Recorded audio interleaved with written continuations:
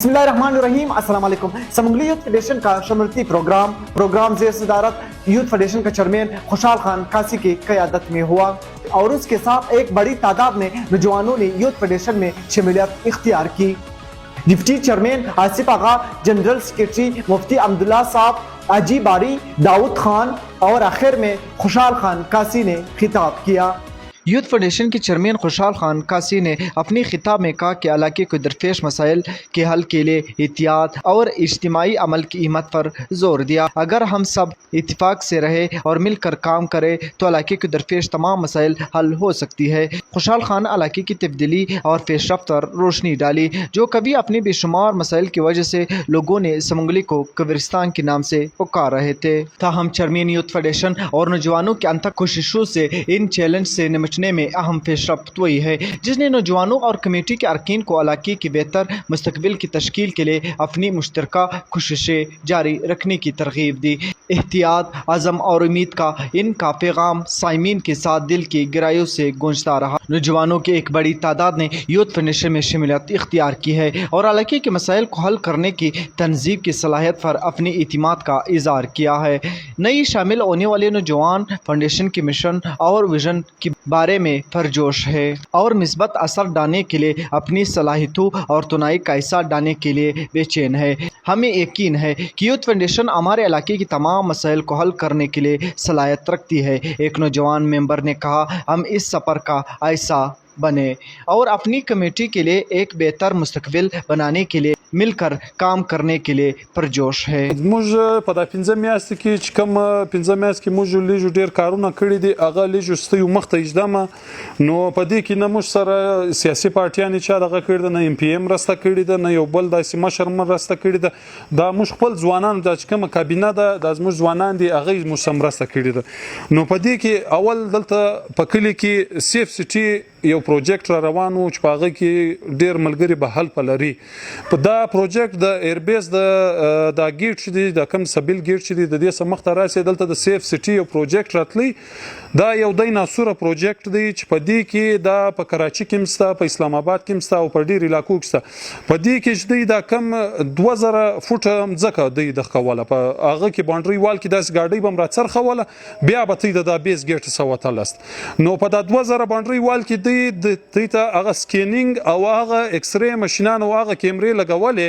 چې په دې کې بیا د بیمه د قبایلی علاقه د زمشتي د پښتنو د بلوچستان زمشتي او روایت او قبایل دي مشتي په زنانو خوا بدو.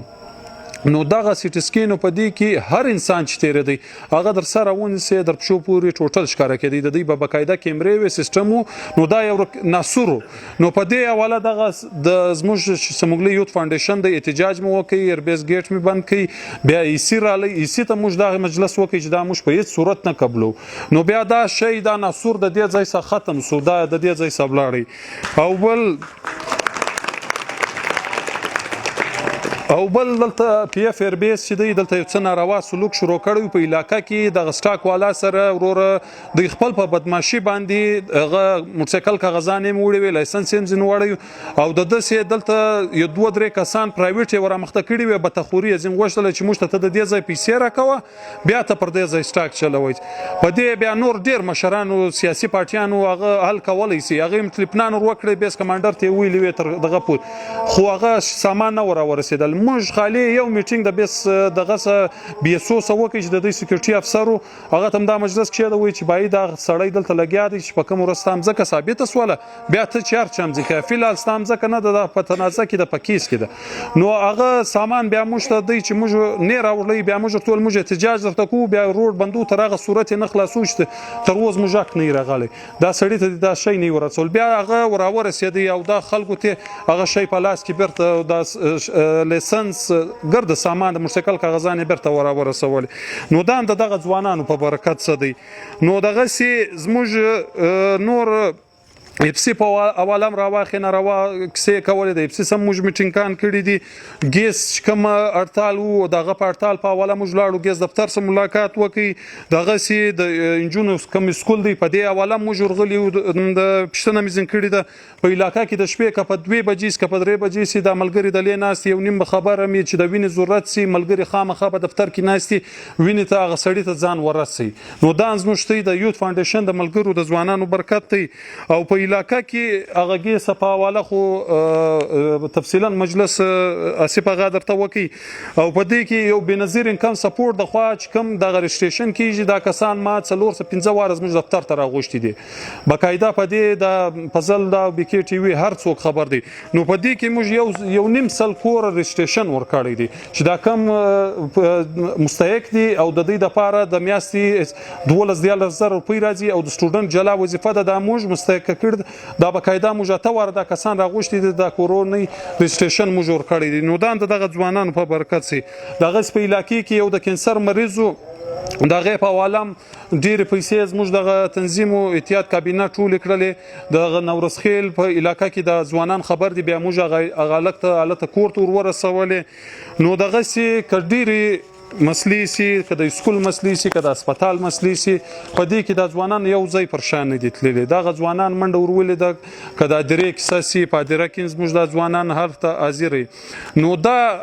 خبرې یا دا کارګردګي ستیو مخته ایجدلو مقصد هم دا دی چې زموږ کار دغه دی زموږ خدمت دغه دی د علاقې دپاره او موږ غواړو چې دا ګرده ځوانان دا ټوله علاقه په دغه خدمت کې په دا کار کې زموږ ملاتړی وکړي زموږ سره ملګري سي موږ په اول صف کې راوځي او دا کار او دا خدمت دی خپل هم وګړي نو بیا به دا سمونګلۍ په سمونګلۍ یادېږي چې دا سمونګلۍ د بیا به خلک په قبرستان نه یادوي بیا به خلک په پاته نه یادوي بیا به خلک ستاسو پوښتنه کوي چې دغه خلک په اتفاق سي قسم مې دی په خدای چې هر ام پی ای دغه مخته ستا او بیټرک ته ستا او دغه ته راسي حاضر شي چې یاره ستا او دفتر ته راسي چې تی څه وایي زه د ووټ مخکې د الیکشن مخکې ستی سمنامه خو تی راته ووایست تی څه وایست خو چی شتی چې موږ په اتفاق سو اوس په دا کلي کې ورسي دا د هسپتال ترانسفارمر سوځل شوی دی د یوه نیم هفته څخه پروت دی دونې سړی نشته چې هغه پورته کړي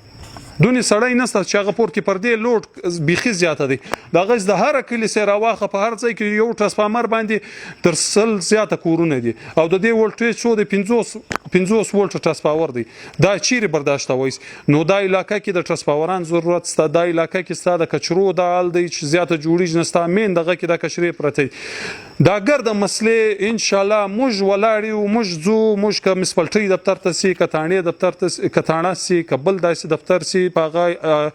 موږ در سره یو موږ ورځو ایربیس مسله سي ایربیس دغه سي په تیر میټینګ کې ما ویلې باري چیرمن صاحب دوریو موږ ویل دي ایربیس د موږ کولونه کړی دي چې موږ ته نوکریان درکو ستې د سمونګلي یوت فاونډیشن په دغه تاتې درکو ما سي دا کول کړ نو دا بم دلته راځي تقسیمیږي به دای باندې چې زما وخاندان ته بځي ازما کور ته بځي زما په بیټ کې کومه خاص فیضاباد چې دا میشز ما سره په هر شي تعاون کړی دی د نن سره بلکې د 20 کال 25 کال سره ما سره هر کوم څه وي په ما په کلی کې پروت دی که بلوس دی که لانګو دی که بل کوم دی که کړ دی هغه ما سره تعاون کړی زه ډېر شکریا ادا کوم او دومره خبر دا ده چې زه د زیاده کر زه تاریخ شاته ځم چې مخکې کم زموږ ملکان و یا زموږ مشران و هغه په وخت کې سپنګولي ډېر پر سیمانه روانه و څه کاله مخکې سپنګولي ډېر در په دره ده د څه وایي در په دره ده یو زموږ کې قسم مطلب تجویزونه ورکوي خلک قسم مسلې ورکوي په دې کې هغه سپنګولي نه برابر نو که موږ دا خلک برته پر زړه چې موږ ملکانو یا موږ مشرانو چې کارونه کړي دي هغه ځکه چې ستلم چې کوم مشرانو کارونه کړي دي هغه مات معلوم دي که پر هغه قدم باندې موږ قدم کښېږدو نو ان شاء الله تعالی سپنګولي به برته پر هغه لیول راسي د هر مسایل سي نو دا تر چې یو غریب کورنۍ و د دې دپاره بیا موږ را ولاړ سو راشن ورکو راشن کور ته ورسو دا زموږ کارونه دي او دغه د سمنګلي یوت فاونډیشن مطلب دغه دی چې موږ د خپل خلکو مدد وکړو یو چې یو مسایل باید موږ ته راسي نو هغه مسلې باندې بکشینو بیا به موږ دا الو هغه دا تر علیږي اوس لکه دا ټوله ځوانان چې نن دلته ناست دي دا باری صاحب چې موږ ته دا پروګرام راکړی باید دا نورو موږ ته راکړي پروګرامونه دارنګه شمولیته پروګرامونه نو دا تره دا فاونډیشن غټیږي نو دا تره ته خپل سوچ ته کوي نو چې بیا څونه چنده کې څنګه د هر هغه ورور مدد کې کیږي چې کم دی مستحق وي په مسلو کې په مسایلو کې پساوي نو دغه دپاره بیا ډېر غټ جزای خیر دی چې موږ ته یې ورسو او روي کړو. اے مسلمانانو اے انسانانو غفلت خوب مه کوئ غفلت لاپروايي ته وایي لاپروا کېږئ مه زه اوس ګیرۍ ته ولاړ خو الله پاک کلام ډېر جامع او معنی یو کتاب دی خو زه مختصرا استیو مخته د مضمون بیانوم د مقصد د آیت بیانوم چې الله پاک وایي غفلت لاپروايي مه کوئ د ایوان ژوند مه تېروئ انسان ژوند تېر کوي ایوان کار دی ایوان غفلت غافله ده ټاکلی دی نه په ایوان کې یو شعور راغلی دی ایوان پوهېږي ایوان په ایوان کې یو سمج تایلدلی خو دا خطاب الله پاک و انسانانو ته کوي انسانانو ته کوي چې ای انسانانو غفلت ژوند مه تېروئ بیداره سئ